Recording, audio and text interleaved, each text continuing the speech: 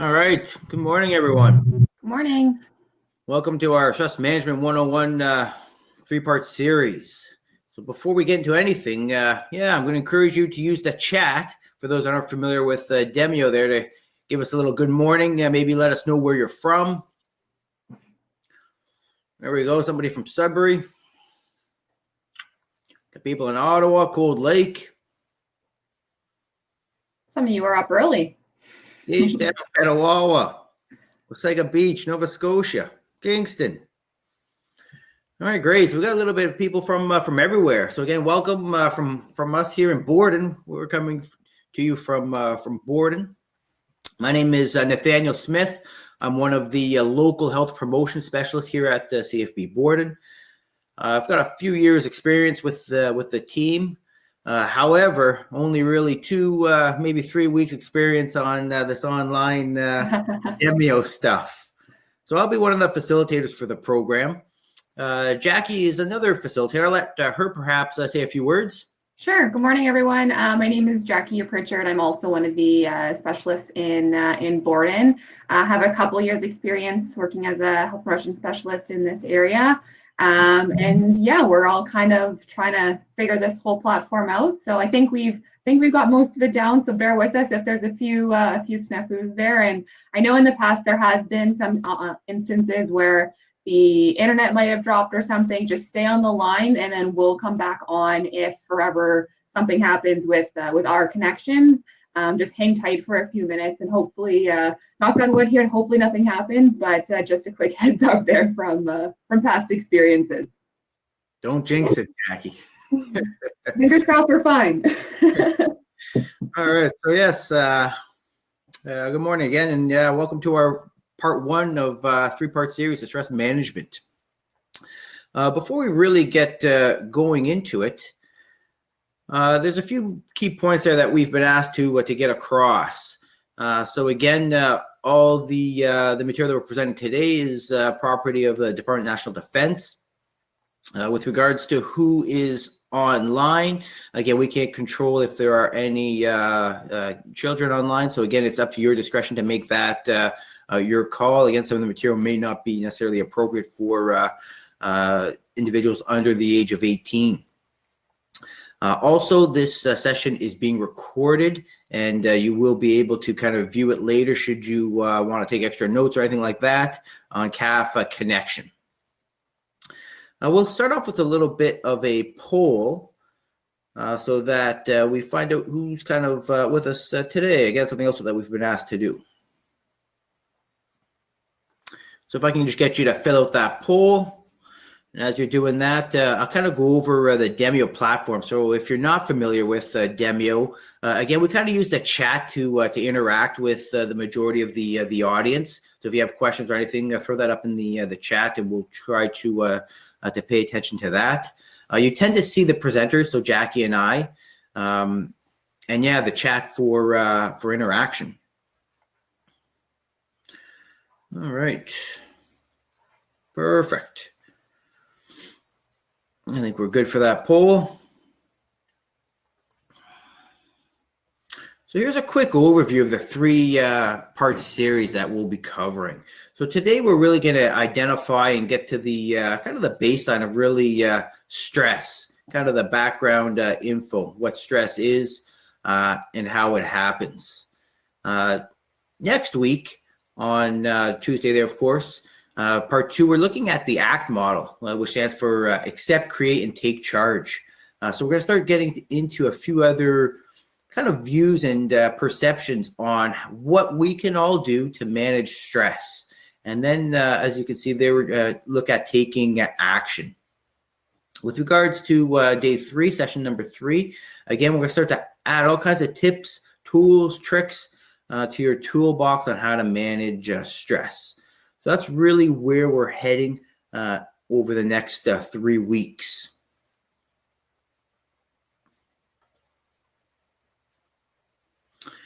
So let's get to it. So again here, what is one thing that we all have in common? We can probably add a few different things with regards to going through a worldwide pandemic and different things along those lines, probably CAF affiliation, etc. However, everybody, of course, has one thing in common, and that's stress, right? Can we avoid stress?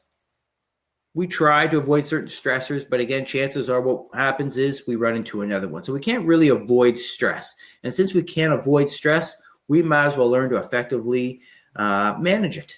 And that's what we'll be really focusing on, of course, over the next three-part series. So if we can't avoid it, we might as well learn to effectively manage and be able to identify and deal with our stress effectively, constructively, versus, again, not dealing with it and seeing the destructive effects of not doing anything about it.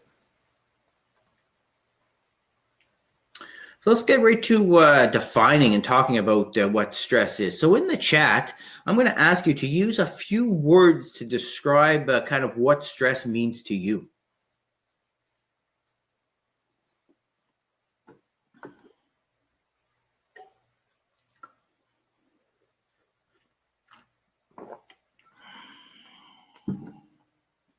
Let a few answers get up there. So again, describe stress, what it means to you in a few words there in the chat. Pressures, timelines, sweating, feeling overwhelmed. Yeah, absolutely. Lack of sleep. So what do we do at times when we get extra pressures, extra stress, right? Starts to impact different items. Never enough time, nervous. Yeah, when we don't get to do some of the things that we're typically accustomed to, right? Uncertainty, perfect. Thank you for answering some of those ideas around stress in the chat, right? That's exactly it. So exactly all kinds of different stressors. And why I like to get those different answers is we can see it's very much individualized. There's all kinds of different ways to define and describe stress. I kind of like using this for two reasons. One, it gives you a good description, and also it gives you a good visual. So stress occurs when the pressure is greater than the resource, right? S equals P greater than R. So again, when the pressure is greater than the resource, we end up with stress. Is this universal? Is this equation universal? Is it the same for everyone? I kind of always like to get people thinking about that. The letters and the formula stays the same, but the values do not.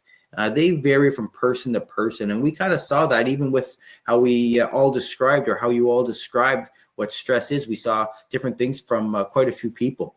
So that's exactly identifies how this equation is not the same for everybody.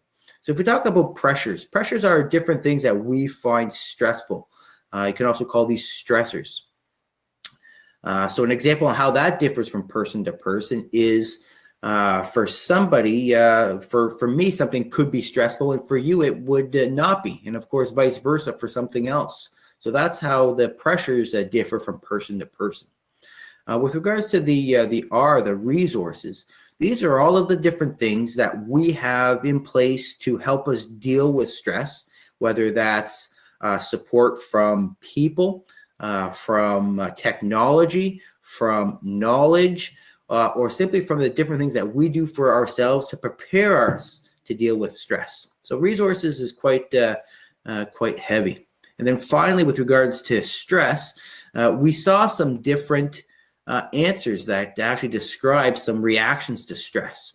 And that's exactly it. We start to see some of those negative reactions to stress when the pressure is greater than the resource, or we can't control the amount of pressures that we have.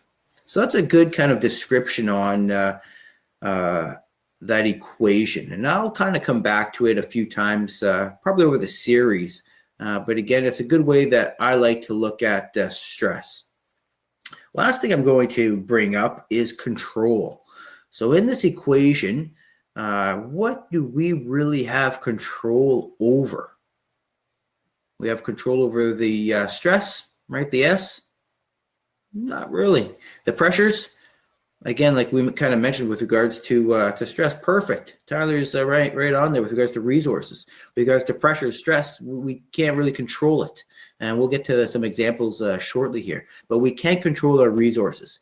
So if we focus our energies on increasing our resources, we're helping ourselves to manage our pressures. So again, that's really what we'll be looking at is one, a little bit through self-awareness, to be more aware of our pressures and a few other items. I won't get to that. I'll leave some of that for Jackie later on.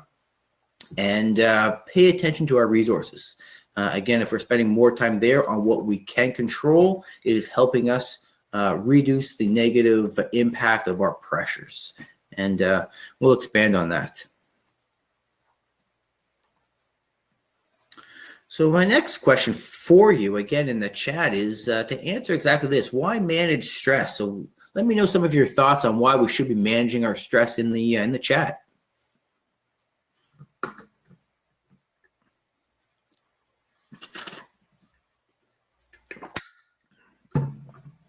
It'll build up, exactly. So it's cumulative, right? Stress doesn't just stop and start, or start and stop. Impacts, yeah, to regain control, for better health, right? So the benefits, yeah, absolutely. Good. So you identify pretty much exactly it. And I mentioned it earlier, we can't avoid it. So if we can't avoid it, we might as well learn different techniques and tools to focus on reducing its impact, right? Really learn to manage it. So you mentioned quite a few of these. So again, we've got the benefits, happier, healthier, more productive. So even if you think about more productive, both professionally and personally, right? So again, like you saw there, it can build up. It's an overlap. We're not going to just leave our stresses from home or our stresses from work in that area of our life. We're going to bring it home. We're going to bring it to work. So we need to be able to be focusing on managing it so that we can be more productive personally and professionally.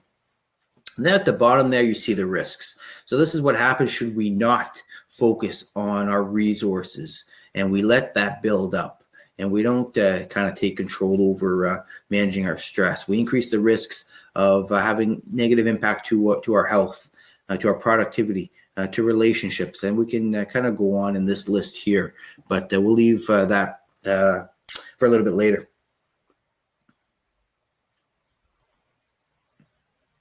Let's talk a little bit about how stress happens. So you can see here all kinds of neat pictures and arrows and all kinds of stuff going on. But bottom line, this is how stress happens. So with the car pile up here, we've got events, either internal or external stressors. So again, these are situations that we find to be stressful, different situations that we all have to deal with. It can be anything really. Follow it along. It then goes through our interpretation, our judgment, our mental filter. And from there, we end up either managing stress well or not managing it well and really running into some of those different impacts that we'll get to shortly. With regards to the equation that we just discussed, we can break that up into this sequence as well. So with regards to the event, the first picture, that would be our pressures, the P. In the middle, our mental filter would be our resources. And of course, afterwards, we end up with the stress, either in the green if we're managing it well, or in the red perhaps if we are not managing it well and the pressure is exceeding our resources. So again, we can really identify that sequence with that equation, with those letters. So once again, what do we control over in this area? That middle section, our mental filter and our resources. So that fits all into that. Let's break this down a little bit now and look at kind of each stage in a little bit of more detail.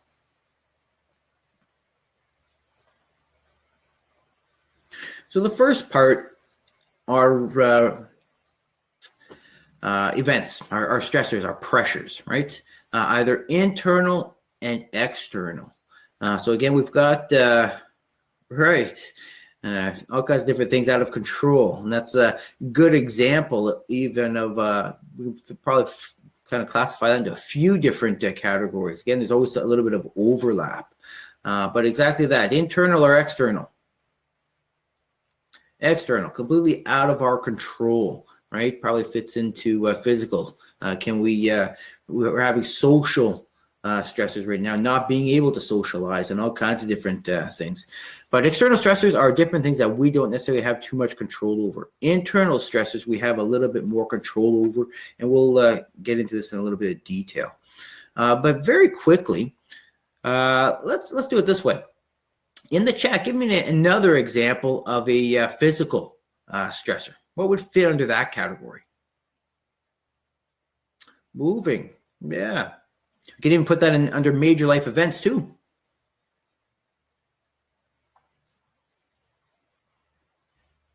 Give it a few seconds.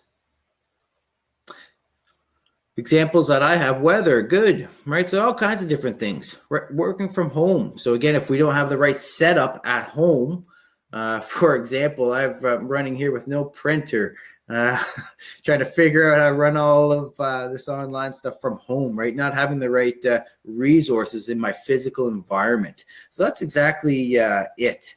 You're looking at different things like crowds. So even if you think about what we're going through now, being in an environment with large crowds could be a stressor, not only now, but anytime for somebody. So that's an example of physical and environmental. So again, different things along those lines. What about social? What are some examples that would fit under social?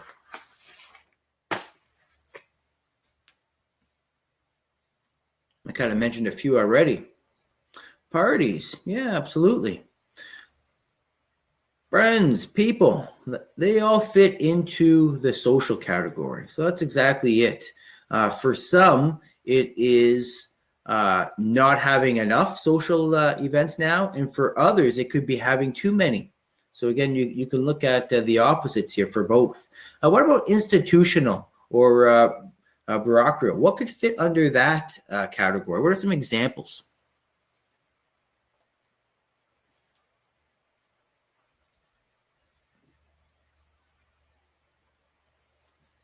Yeah, right. So you're looking at rules, regulations, politics, all kinds of different things, right? Exactly that with regards to the power dynamics in the CAF, right? Being of a ranked structure. That's all fits under institutional. What about some major life events?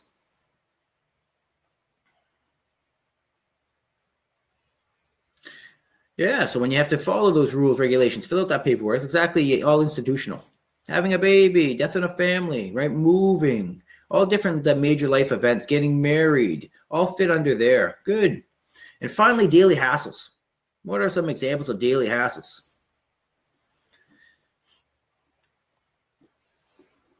Research identifies that we run into 50 plus daily hassles a day. Laundry, lines, phones, computers, right? So daily hassles, we run into these quite often. So those are all good examples of the different categories going back to work, right? These are all examples of external events. Again, as you can kind of see, a lot of them we cannot control. We can avoid, but again, like we mentioned, we avoid one stressor, we just run into another. But again, we can't really control our external stressors. On the other hand, let's focus a little bit on internal stressors. So these are more or less the type of stress that we bring upon ourselves, right? So we do different things that will either increase our stress or help us not deal with extra stress. So these are known as internal stressors.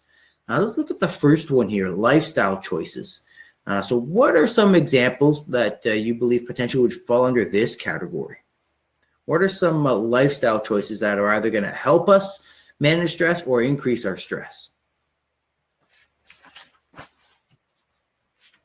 Yeah, procrastination. Yeah, relationships.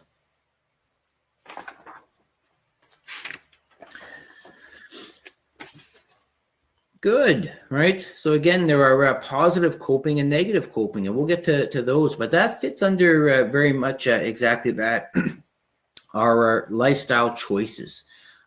So again, sleep, nutrition, physical activity also fit under our lifestyle choices. So if you think about that lack of sleep, even if we make the choice to stay up later, we tend to still have the same stressors. So what do? Increase the caffeine consumption and try to do other things to mitigate that effect. What about self-talk? You can see it up there, negative self-talk. How or why would that increase our stress? What are some examples that would fit under here?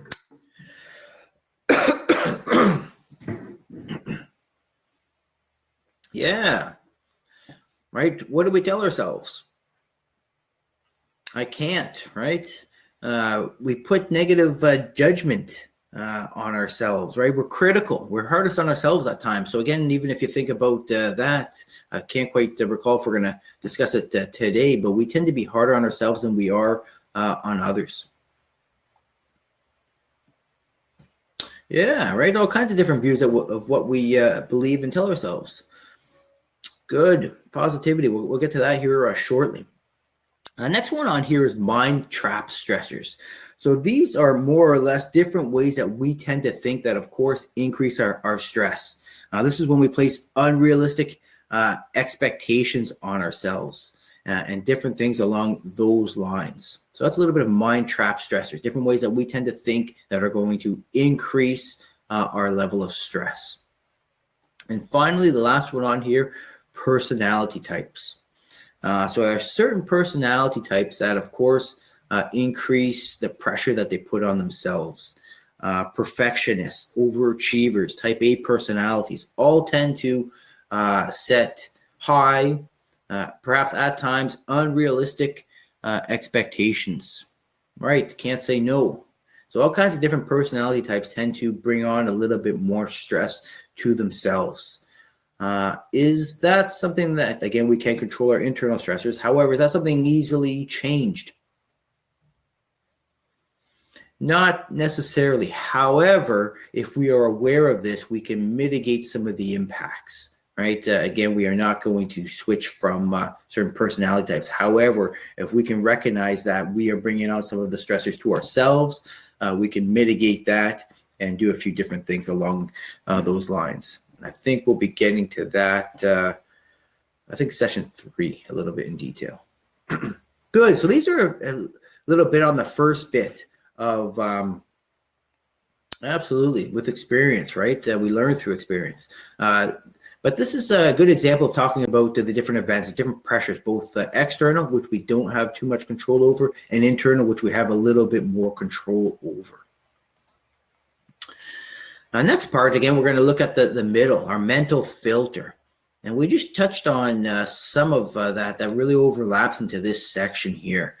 So with regards to our mental filter, this is where we determine if we are going to deal with it well or not. I'm going to bring up the next slide and let you think about it. And it's talking about perception. Right? So how we perceive an event, either positively or negatively, is more predictive of our response to the stressor than the event itself. Give you a second to think about that, to contemplate that. So more or less what this is saying, right? We've got some people 100% agreeing with it. Good, right? So what this is really identifying is this: we see something to be negative. If we see something to be stressful, it is going to impact us in that way. If we see it positively, okay, good, this is going to be a challenge. This is something I don't want to do, but you know what? I'll learn from it. If we can look at the positive, again, we are going to reduce its impact and we are going to deal with that stress a little bit more positively, right? So that it's more or less saying it doesn't matter about the event. It's our perception, it's our view, it's our thoughts around that event that are going to determine the outcome with regards to our response to stress, whether it's positive or negative. So something to think about. And again, this is another area where we can catch ourselves through a little bit more self-awareness. If we are aware that we are creating some of this stress through our perception, we can again kind of look at changing that. And we're going to look at a tool around reframing, probably, I think it might be week 2. But that's exactly it. A little bit more awareness around our mental filter here can help us right off the get-go to reduce some of the stress that we bring upon ourselves. So again, that's a good kind of breakdown of the first two stages.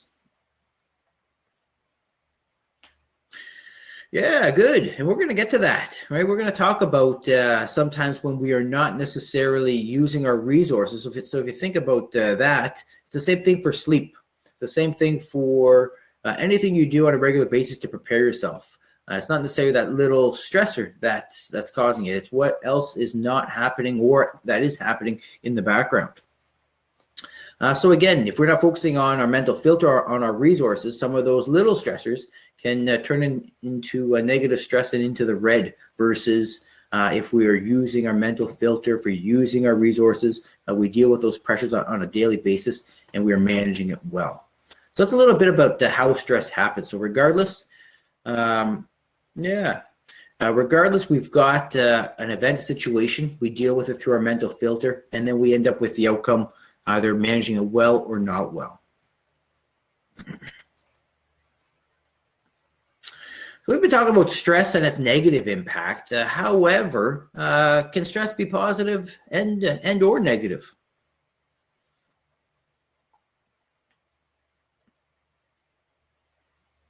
Absolutely, right? Do we need stress in life? For sure, right? We need stress in order to push us, to motivate us, to get us out of bed, to get us going, right? And that's exactly it. We learn through stressors and different challenges that we place ourselves. We grow and we develop. So what we're really talking about is eustress and distress here. So eustress is more or less all of the different types of stress that we can handle, that we can grow, that can challenge us. Distress tends to happen when we have too much stress, and that's what we really kind of think about stress as distress. But distress is exactly that. All of the negative impacts due to stress. Too much stress, I'm sorry. So here you can see a performance curve, stress and performance curve. You've all probably seen something similar at some point. More or less, we've got performance going up on the left-hand axis and stress increasing going along the bottom axis there. And as you can see, as stress increases, so does our performance, all the way up until a certain point. So through the green and through the yellow, this is more or less that eustress. This is the stress that we can handle. People that are good at managing their stress are very in tune and aware when they are getting up close to that peak. At that time there, they recognize it. They're able to utilize their resources and shimmy their way back down so that they don't see those negative impacts. However, if we don't focus on those resources when we're getting up towards that peak, we eventually kind of make it over the hump. Whether we get a new another resource, another pressure unexpectedly, or whatever the case may be, a pressure that's just too big for us to handle, we'll find ourselves over on the orange or red of this continuum here, or the this curve. And at that time, you can see performance can still be relatively high. However, at this particular point, we start to see some of those negative impacts of stress that we'll discuss shortly. So that's exactly it. If you think about a few examples have been brought up with regards to sport competitions, right? Athletes. So again, athletes aim to be at that peak for their sport, for their certain events. Think about Olympians. So they will train and prepare themselves to be at that peak for that 4-year mark.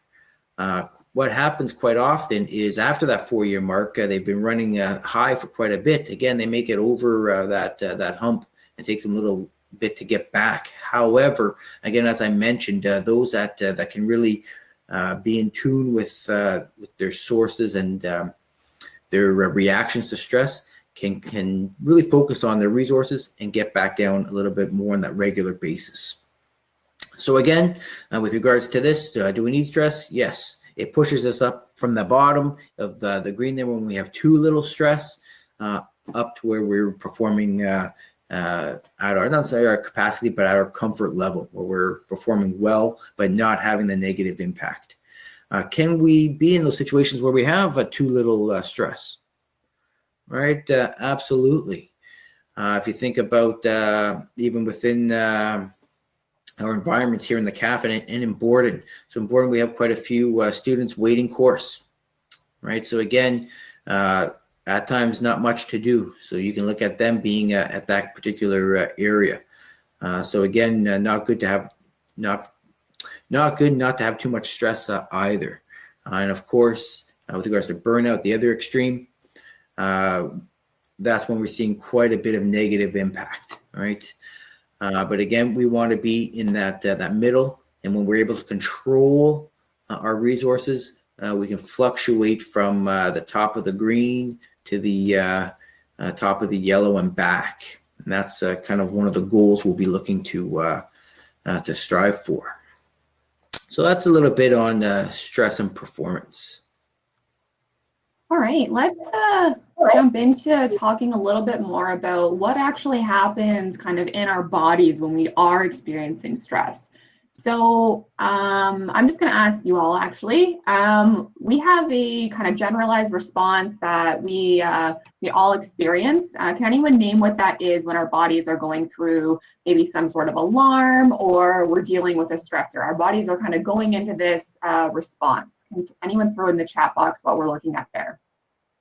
Yeah, exactly that, right? So our fight or flight response, we're going to get into talking about that in a second. But basically what we'll kind of go through is this whole kind of diagram here. It's pretty simple, right? There's going to be a situation that happens. It's a stressor, could be something traumatic. We're going to have stress hormones released, and we're going to experience body-wide changes. So that's exactly what we call our fight or flight response.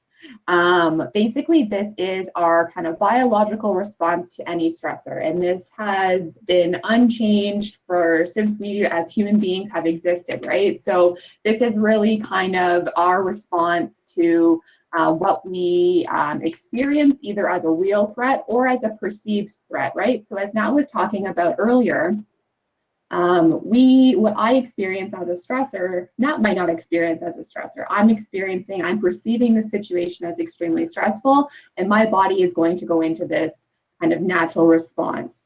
So again, it is about that perception piece here. And this is kind of, again, unchanged from when we were in those potentially life and death situations of maybe we lived in our cave and we ran into the occasional saber-toothed tiger looking for lunch, right? That response that we had then of that life and death situation is kind of that same response that we're experiencing now when we might be up against an extremely difficult task at work and we're feeling overwhelmed and extremely stressed out, right? So our bodies basically experience that same response regardless of if it's a real situation that's kind of life and death or those perceived stressors that to us are extremely serious. Let's talk a little bit about what happens actually during this response. So understanding a little bit more about kind of what's happening within our bodies. We've already talked a little bit about some of the experiences that you all have when you are feeling stressed, and we're going to come back to those in a quick second here. But basically when we're looking at kind of those hormones that are released, which is kind of giving us this fight or flight response, we're experiencing kind of an increase in our adrenaline, right? That's the main hormone that's being released. And this is basically causing that increase in heart rate, increase in blood pressure, our breathing rates increasing. We're going to see more oxygen being basically shunted to our muscles so that we can be ready to run, to fight, to do whatever we might want to do. Basically at this state too, we're going to see kind of a decrease in our immune system. We're going to stop kind of functioning at maybe a super rationalized state. We're going to be a little bit more heightened and maybe a little bit more irrational in our behaviors. When we're talking about kind of this state, so this fight, flight, or some literature now is basically saying fight, flight, or freeze, kind of the three different responses that our bodies might have. This adrenaline or this increase in adrenaline can be short-lived. It can be something that we kind of go through for, I don't know, 5-10 minutes, half an hour, or it could be something that is a little bit more prolonged if we're dealing with an experience that is sustained, right? Basically, what's going to happen once we're kind of going through this state, once our bodies recognize that potentially the threat has passed, or maybe we've deployed some of those resources to deal with it, our bodies are going to release another hormone called cortisol. And this is basically what's going to counteract those effects of that adrenaline rush, right? So we're going to see our heart rate returning to normal, our blood pressure returning to normal, our breathing rate starting to come back to normal. It all kind of bring us back down to what we kind of perceive as normal, right? The problem when we're dealing with too much stress or stress over a prolonged period of time is we're seeing the sustained release of cortisol because, again, we're dealing with these stressful situations, the adrenaline's being released, we have to release this cortisol to kind of bring us back down to normal because we can't function in that heightened state for so long. The problem with cortisol is that it can actually have negative effects on our overall health if it's a sustained kind of release within our body, right? So people who have very stressful lives tend to experience potential weight gain, sustained anxiety, different things like expression in kind of aging faster. And those are all results of that kind of cortisol being present in the body for a prolonged period of time. I always like to talk about here, if anyone's seen those kind of images of world leaders who have kind of been a picture taken at the beginning of their term and a picture taken at the end of their term, and you can see just how much they actually have potentially aged within that maybe 4 or 8 year time period, and it's pretty significant, right? So we can kind of, I always like to bring up that example as that's a very, very stressful job. Yeah, gray hair, all of them, right? They might have that darker hair when they start, and then they start to experience a lot of stressors, and they're aging a lot faster than potentially someone who's not in such a stressful situation. Are there any supplements that suppress cortisol? Not that I'm aware of. I was looking at Nat2 on my screen here. Not that I'm aware of, Tyler, there, but that could be something that we do look into a little bit more and potentially get some more info back. So I'll jot down that question or mark it as a question there, and Nat's on it. Perfect, thanks, Nat. And do a little bit of research for you there. So basically what we're saying here is we don't necessarily want to always be dealing with these stressful situations that are putting our bodies into this fight, flight, or freeze response, because we are going to have that adrenaline release, that cortisol released, and all of these types of, or this cortisol hormone will actually cause some of that premature aging. It actually affects mental illness. Our immune response is decreased, all because we're kind of in this heightened state of cortisol within our bodies. So let's talk a little bit about how we know we're dealing with too much stress. So we've already mentioned it a little bit there, but in the chat box there, what does your body tell you, or how do you know when you're dealing with too much stress? Just throw some of those responses into the chat box there, and we'll talk about those in a second. I get angry, yes. Headaches, muscle tension, increased heart rate, shaking, absolutely. All of these are different ways in which our bodies are basically telling us that we are dealing with a lot of stress, right? Sleep a lot, that's one that I always go to. I tend to feel really fatigued. Logic is kind of escaping, angry and tired, very tired, yeah. So sweating, absolutely. So basically, let's put this, I'm just going to shoot a poll out here. I think I should have probably put this out before I asked the question. But do you notice changes in yourself when you are feeling stressed? So beyond maybe just that one stressor, one stressful situation, are you noticing things within yourself? Yes, sometimes, or not sure. Seeing lots of people saying most of the time, right? And that's very true. Our bodies are pretty, basically tell us a lot when we are dealing with stressful situations. As a lot of people mentioned in that chat box there, a lot of physical reactions to stress, but we can also experience, our bodies can actually experience stress on a variety of different levels too, right? So not only physical, which might be, like we said, those tense muscles, sweating, heart rate, but also mentally, potentially maybe changes in your self-image. Maybe you're having some of that negative self-talk, forgetfulness, maybe some irrational thoughts, those types of things. You're absolutely right there, Tyler, right? So sometimes we are dealing with kind of seeing those potential future, seeing that potential future that might stress us out, and that could be a motivator, right? So as Nat was kind of showing on that performance curve there, that's kind of that motivation that's going to get you up to kind of performing at your absolute best. So absolutely. Emotionally, I know a lot of people kind of put that they can get angry or worried. Some people experience just increased overall anxiety. You might have a sense of fear or being scared of what might be next, right? These are all kind of those responses to stress from that emotional level. From behavioral perspective, maybe you're going to see changes in your eating habits. I know I'm an emotional or stress eater. I will always turn to something that I really, really want to try and help me cope, and it's probably not the most healthiest snack all the time. So I'm sure some people can attest to that. You might say things you shouldn't, right? Absolutely, that's a good point, Kathy. You might not be acting the way in which you normally would. You might have some more irrational behaviors. As Matt mentioned earlier, you might turn to some maybe unhealthy coping mechanisms, right? Using substances, potentially more caffeine because we're not getting enough sleep, and it's kind of cyclical in that sense. Socially, again, this is kind of similar to some things that we talked a little bit about earlier. You might become more socially distanced, right? You might not want to deal with people. You might not be able to commit to as much as you were before, or there might be changes in kind of your social behaviors. You might have a change in view of others, right? So if there's a stressful situation that happened, maybe with another person, there might be some sort of kind of change in the view of that maybe relationship.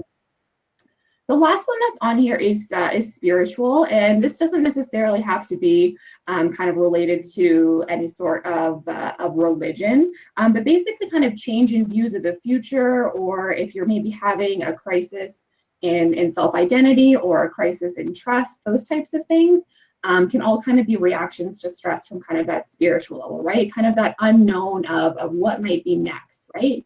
Those are all kind of different reactions. So I like to go through these different reactions because oftentimes when we think about how we recognize stress within ourselves, it's the immediacy of my face gets hot, I start sweating, my heart rate goes up, and those are obviously the physiological responses, but there can be a variety of others as well. Wanting to stay home and sit on your couch, that's absolutely a good one there. And I feel like right now it's kind of a interesting time because we're kind of being told to stay home, not really get out and socialize, and that could be another stress for individuals. Seeing some other comments in there. It does happen often, right? A lot of people do have those kind of challenges or crisis in what the future might hold or the uncertainty, right? And that can be a challenge to kind of work through. We're going to get into some kind of coping mechanisms and some things that you can kind of turn to as resources to help deal with that. I think in the third session, if that's right, Matt. Yeah, okay, perfect. So we've already talked a little bit about what your personal reactions to stress are, right? So a lot of people shared quite a few different ways in which they respond to stress, right? But why is it important to know and recognize those stressors? Why is it important to recognize within our body that we are dealing with stress? Give you a second to maybe throw some ideas there in the chat box.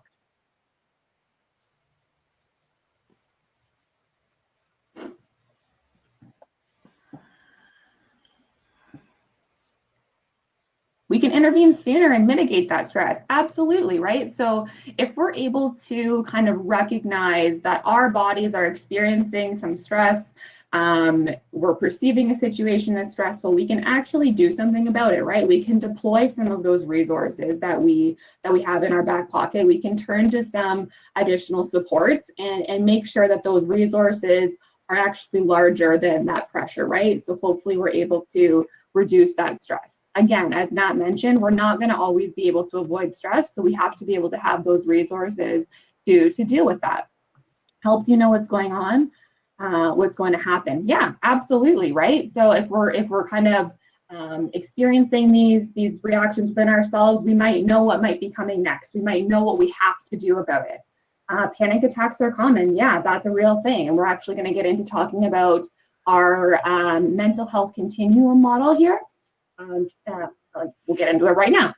I'm just going to keep going through these comments. More likely to be stressed over something you truly care about, showing you that it is important to you. Absolutely, right? So if you hold something very, very highly to yourself, and there's something that might be a threat to that, or there might be changes related to that, that's probably going to be something that is extremely stressful to you. And again, that kind of goes back to that perception piece, right? So what you hold very important to yourself, someone else might not view it as important, and might not think of it as such a stressor, but to you, there is that emotional attachment, that commitment that you've made to maybe that person or that task, and that's going to be something that is going to drive you, hopefully, to continue to pursue what you need to achieve whatever that task might be, or that commitment. And sometimes we can kind of reach that hump over that performance curve where there might be a lot of commitment that we have to make to that, right? And that could potentially lead to burnout there. I wanted to show you all this mental health continuum model, or mental fitness continuum model. For serving members, this might be something that you have seen, and if you have taken a health promotion social wellness course, you probably have seen it a few times. But basically, this is kind of what we're getting at in terms of making sure that you are aware of what your physiological response or what your behaviors look like, in order to kind of recognize when you might have to deploy some of those resources, or when you might need assistance from someone, maybe even professional help, to help you kind of get back to living in kind of a healthy state. So as you can see here, everything on here kind of goes from green over to red, so from healthy over to ill. And you'll notice on the list here, it's basically a list of different behaviors or experiences that you might be dealing with, that basically demonstrate where you might be in terms of your mental wellness or your mental fitness. So ideally, obviously, we all kind of want to be living in that healthy area, right? So some normal mood, we can take things in stride, normal sleep patterns, good sense of humor, physically well, good energy level, basically how you would describe a healthy individual. When we start to experience stress, we're going to probably start seeing some of these behaviors, or the way that our bodies are kind of presenting themselves, kind of shift over into this reacting state, right? So we're going to start experiencing things like nervousness, sadness, we're feeling overwhelmed, we might have a bit more forgetfulness, we might have trouble sleeping, all these types of things that we start to maybe experience, which is going to be telling us that we actually need some assistance. We need to deploy some of those resources that we have to deal with that stressor to get us back into that healthy zone. Again, you can kind of notice, I won't go through all of them, but as you continue over into the orange and the red there, you're starting to see some more serious behaviors or some more serious responses within our bodies that we actually need to deal with, right? So again, if we're into that orange state, we're going to need to deploy some of those resources. We're going to need some assistance. We don't want to be living there. And then particularly if we are into that red state, again, we're going to need to seek some assistance. Typically, this might be some professional help as well. And ideally, they're probably going to be helping you deal with the root of what those stressors actually look like. What I like about this continuum model is just that it's a continuum. So you can see those arrows across the top there. Basically, we naturally are going to fluctuate from left to right, right? Ideally, we want to be able to catch ourselves and recognize within our bodies and within ourselves when we're maybe shifting from that green into that yellow, or maybe even dabbling into that orange, because the sooner we can kind of recognize that, the easier it is for us to get back to that green state. And that's, again, as Nat mentioned earlier, where we're going to have to kind of deploy some of those resources, and that's what we'll get into in the next couple of sections there.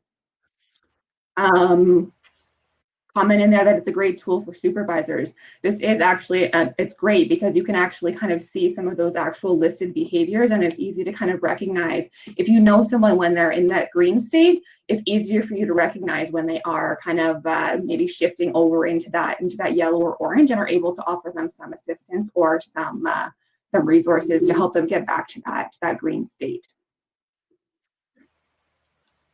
So we've kind of talked a little bit about some of the negatives here, but learning how to manage your stress is actually effective. So we're going to talk a little bit about the relaxation response here in a second, but we can learn to manage our stress, and it actually will help us benefit in a variety of different ways.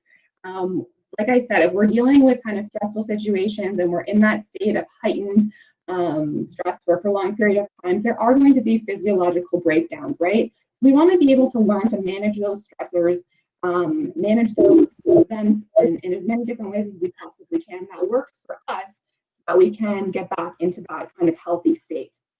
The relaxation response we'll talk about in a quick second here, but basically it's going to help you kind of reduce your risk of a variety of different ailments. So coronary heart disease, our immune system is going to be increased. We're actually going to kind of have a higher threshold for certain stressors. So if we've experienced them in the past, we're able to kind of recognize what we need to do to mitigate what the outcome might be of that situation if we are come to it again. Even things like helping with type 2 diabetes, having good nutrition is another place that we can kind of look to for that as well.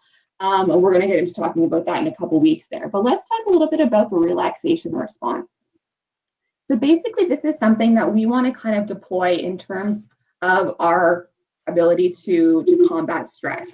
So basically, this is a state of deep rest that changes the physical and emotional responses to stress. And in certain people, it decreases some of the responses that we have to the fight or flight response, right?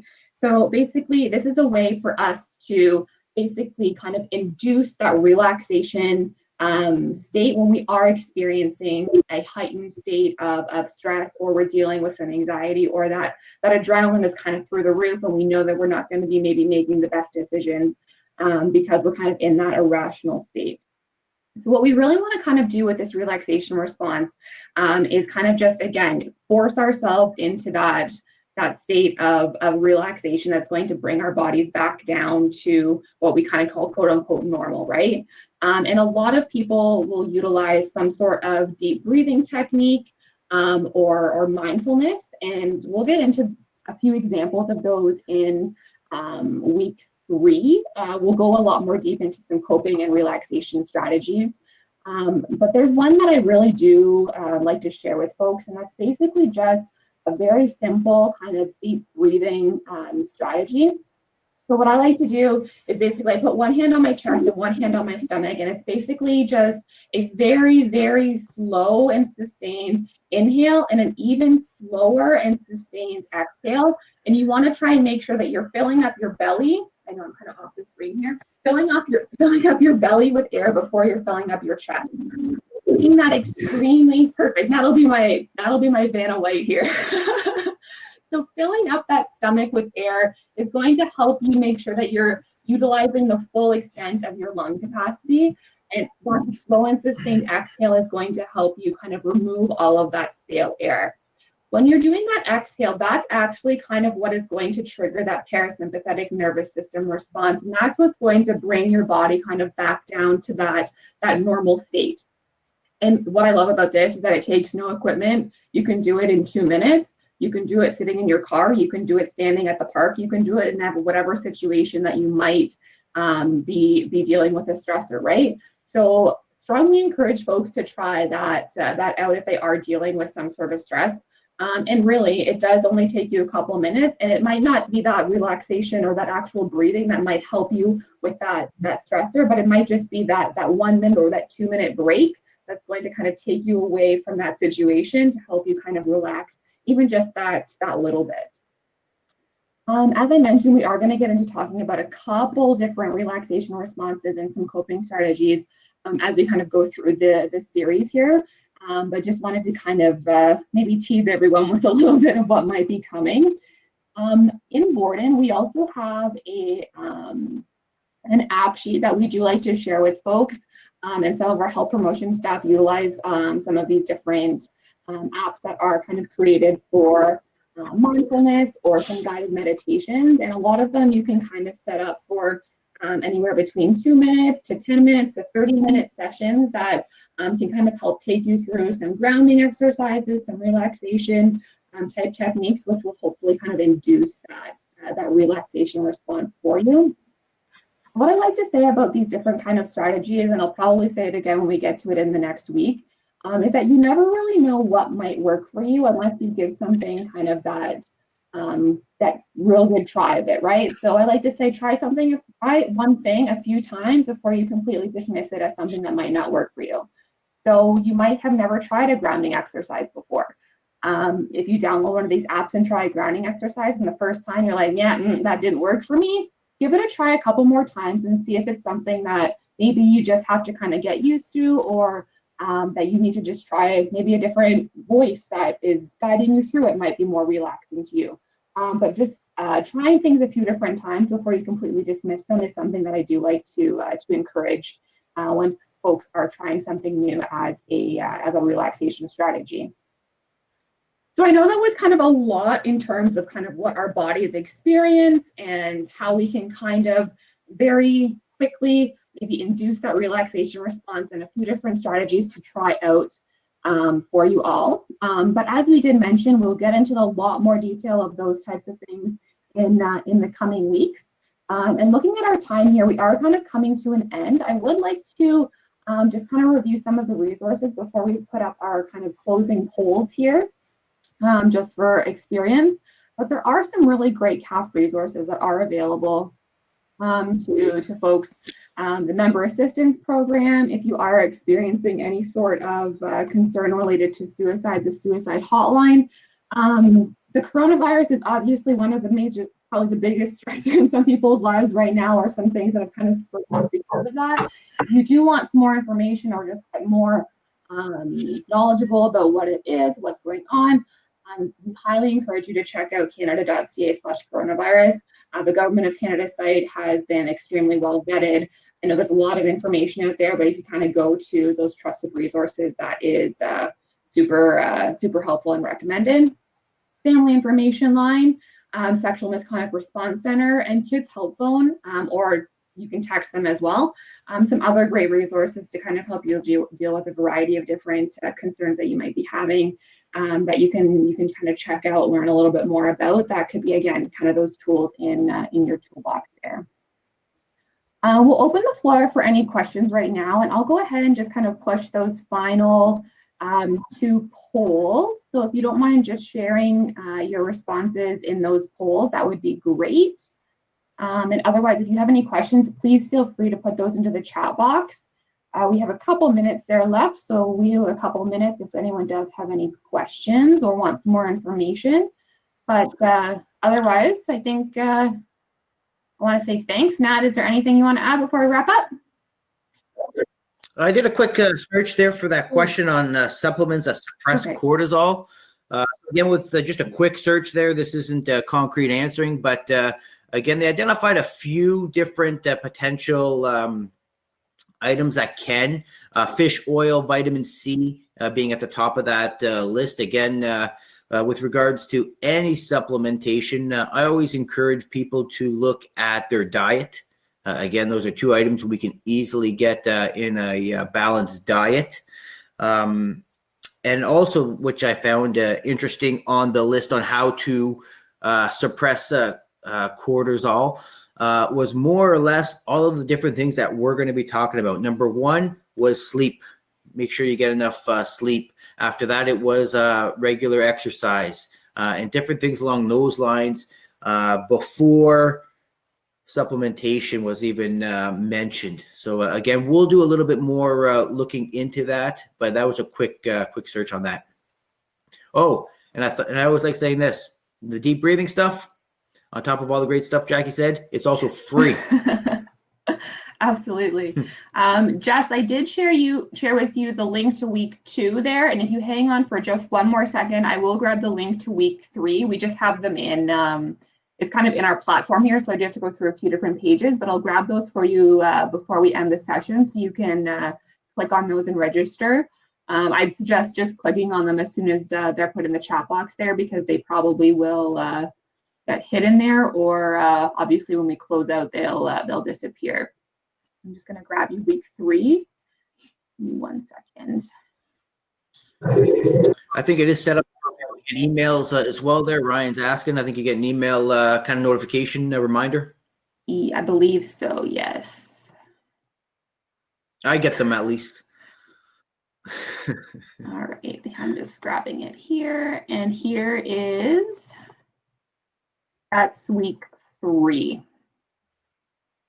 So if everyone wants to grab those, that would be wonderful. All right, great. Otherwise, yeah, I want to just say thanks everyone for the participation today. It was some good discussion. It's always kind of hard to do through the chat box there, but I think we managed okay. And hopefully we'll see you next week. Like we kind of mentioned, there's quite a bit more to cover, and I'm sure there'll be some more questions that come up. But yeah, that was great today. All right. Thank you. Awesome. Good week, everyone. Thanks, everyone. Have a good one.